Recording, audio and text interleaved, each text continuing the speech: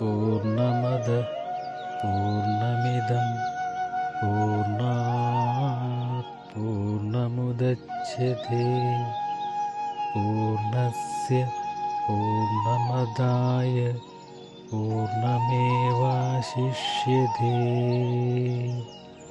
ഓം ശാന്തി ശാന്തി ശാന്തി. ഏകദേശം 51.5 നൂറ്റാണ്ടുകൾക്ക് മുൻപ് കുരുക്ഷേത്ര ഭൂമിയിൽ അരങ്ങേറിയ യുദ്ധത്തിൽ പാണ്ഡവരും കൗരവരുമാണ് ഇരുപക്ഷത്തുണ്ടായിരുന്നത് എന്ന് ഏവർക്കും അറിവുള്ളതാണല്ലോ. യഥോ ധർമ്മസ്ഥതോ ജയ, എവിടെ ധർമ്മം നിലനിൽക്കുന്നുവോ അവിടെ വിജയം ഉണ്ടാകും. ആ വിജയം എപ്രകാരം പാണ്ഡവർ നേടിയത് എന്നത് ചിന്തനീയമാണ്. കുരുക്ഷേത്ര ഭൂമിയുടെ പടിഞ്ഞാറു ഭാഗത്ത് പാണ്ഡവരും കിഴക്കു ഭാഗത്ത് കൗരവരും നിരന്നു. എല്ലാ സന്ധി സംഭാഷണങ്ങളും പരാജയപ്പെട്ടതിനു ശേഷമാണ് അനിവാര്യമായ യുദ്ധമുണ്ടാകുന്നത്. രാജ്യം സ്വന്തം മക്കൾക്കു തന്നെ കിട്ടണം എന്ന ധൃതരാഷ്ട്രന്റെ പിടിവാശിയാണ് യുദ്ധത്തിൽ കലാശിച്ചത്. പിതാവായ വ്യാസൻ അന്ധനായ പുത്രന്റെ അടുക്കൽ വന്ന് യുദ്ധരംഗങ്ങൾ കാണാൻ ദിവ്യദൃഷ്ടി തരാമെന്ന് പറഞ്ഞപ്പോൾ തനിക്കത് കാണാനുള്ള ത്രാണിയില്ലെന്നും അത് കേട്ടാൽ മതിയെന്നും പറഞ്ഞു.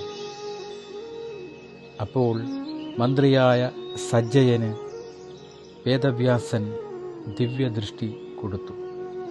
യുദ്ധക്കളത്തിൽ പോകാതെ പോലും സജ്ജയന് എല്ലാം വ്യക്തമായി കാണാമായിരുന്നു. തുടക്കം മുതൽ തന്നെ സജ്ജയൻ എല്ലാ കാര്യങ്ങളും രാജാവിന് വിശദീകരിച്ചു കൊടുത്തു. ആകാംക്ഷാഭരിതനായ ധൃതരാഷ്ട്രന്റെ ചോദ്യങ്ങൾ മറുപടിയെന്നോണം സജ്ജയൻ പറഞ്ഞുകൊണ്ടിരുന്നു. അർജുനന്റെ വിഷാദമാണ് ആദ്യമായി പറഞ്ഞു തുടങ്ങിയത്.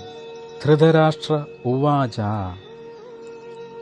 ഉവാച എന്നാൽ പറഞ്ഞു എന്നാണെങ്കിലും സാന്ദർഭികമായി ഇവിടെ ചോദിച്ചു എന്നാണ് അർത്ഥമാക്കേണ്ടത്. ധൃതരാഷ്ട്ര ഉവാച ധർമ്മക്ഷേത്രേ കുരുക്ഷേത്രേ സമവേദാ യുയുത്സവഃ മാമകാഃ പാണ്ഡവശ്ചൈവ കിം അകുർവത് സഞ്ജയ.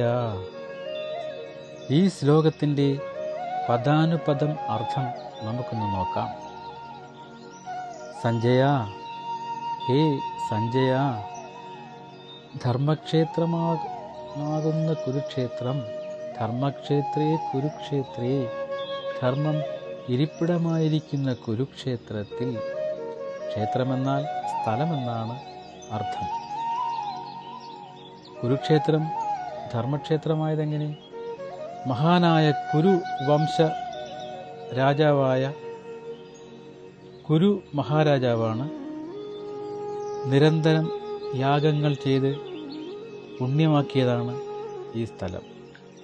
മാത്രമല്ല പരശുരാമൻ ക്ഷത്രിയ വംശം 21 പ്രാവശ്യം മുടിച്ചിട്ട് പാപം തീർക്കാൻ കുരുക്ഷേത്രത്തിലെ സമന്തപഞ്ചകത്തിൽ തീർത്ഥക്കുളങ്ങൾ സ്ഥാപിച്ച് അവിടെ സ്നാനം ചെയ്ത് പാപ മകറ്റുകയും അദ്ദേഹം നേടിയ രാജ്യങ്ങളൊക്കെ ബ്രാഹ്മണർക്ക് ദാനം നൽകുകയും ചെയ്യുന്നു.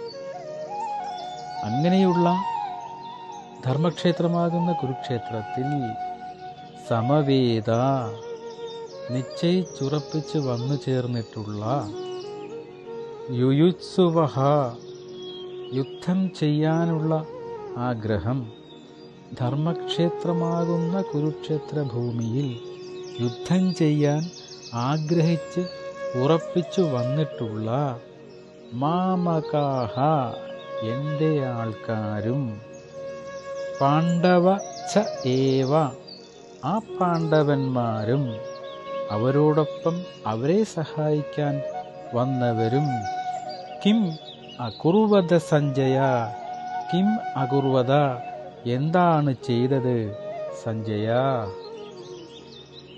അല്ലയോ സഞ്ജയ, ധർമ്മക്ഷേത്രമാകുന്ന കുരുക്ഷേത്രമെന്ന യുദ്ധഭൂമിയിൽ യുദ്ധം ചെയ്യാൻ ആഗ്രഹിച്ച് ഉറപ്പിച്ചു വന്നിട്ടുള്ള എൻ്റെ ആൾക്കാരും ആ പാണ്ഡവസേനയും എന്താണ് ചെയ്തത്?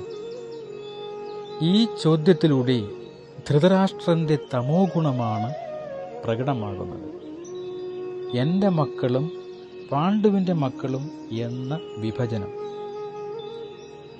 പാണ്ഡവരെ തൻ്റെ മക്കളായി അദ്ദേഹം കാണുന്നില്ല. ധൃതരാഷ്ട്രൻ അന്ധനായതിനാൽ അനുജൻ പാണ്ഡുവാണ് രാജാവായത്. അദ്ദേഹം രാജ്യത്തിൻ്റെ വിസ്തൃതി വർദ്ധിപ്പിച്ചു, രാജ്യത്തിൻ്റെ സമ്പൽ സമൃദ്ധി വർദ്ധിപ്പിച്ചു. അങ്ങനെ രാജ്യം അതിൻ്റെ പരമകോടിയിൽ എത്തി.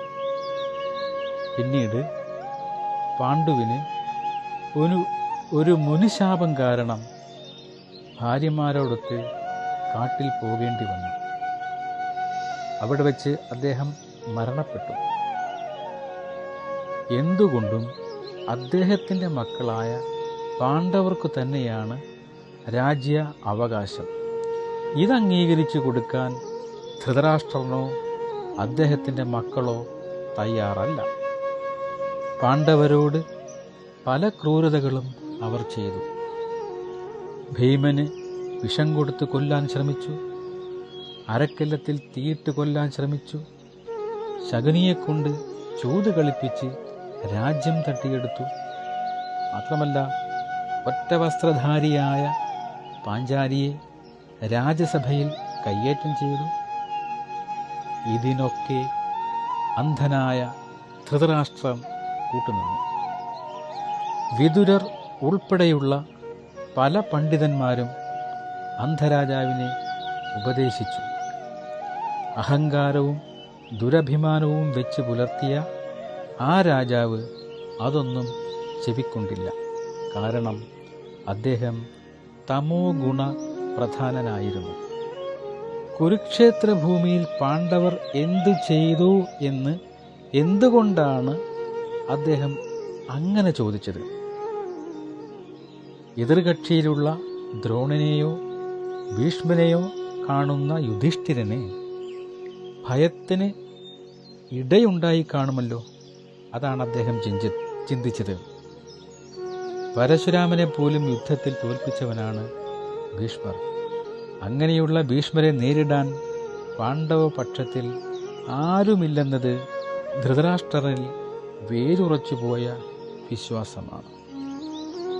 പാണ്ഡവരുടെ ധർമ്മ പ്രശംസ നിമിത്തം ആരെയും കൊല്ലാൻ ആഗ്രഹിക്കാതെ യുദ്ധത്തിൽ നിന്ന് പിന്മാറിയോ എന്നാണ് ധൃതരാഷ്ട്രന്റെ സംശയം.